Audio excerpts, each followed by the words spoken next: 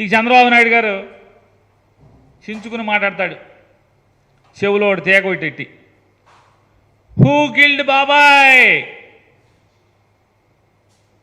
నువ్వు ముఖ్యమంత్రిగా ఉండంగానే బాబాయ్ కిల్డ్ కదా, చంద్రబాబు నాయుడు ముఖ్యమంత్రిగా ఉండంగానే బాబాయ్ కిల్డు.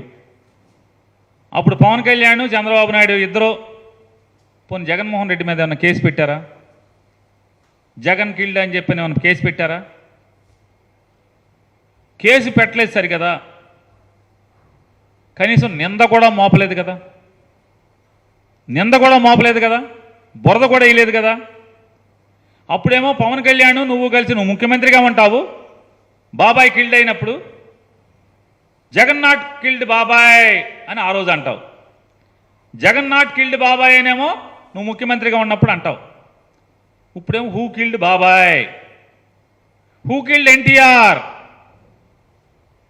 అనుకోవచ్చు కదా, హూ కిల్డ్ ఎన్టీఆర్ అని. ఈ చంద్రబాబు నాయుడు ఈ దిగజారుడు మాటలు జనానికి మతిమరుపు ఉంటుంది అనుకుంటారు. ప్రతిదీ నువ్వు ముఖ్యమంత్రిగా ఉన్నప్పుడు వివేకానంద రెడ్డి గారు హత్య గావించబడితే ఆ హత్యలో దోషులు ఇవాళ నీతో తిరుగుతారా? పచ్చిగా కిరాతకంగా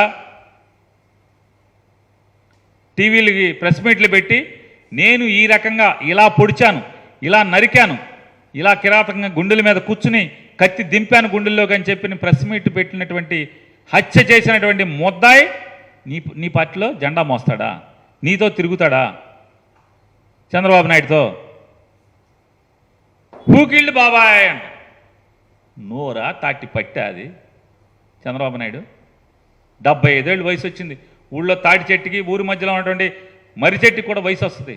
కానీ మనం మనుషులం కదా. సంస్కారం, నిన్నేం మాట్లాడాం, వాస్తవం ఏంటి,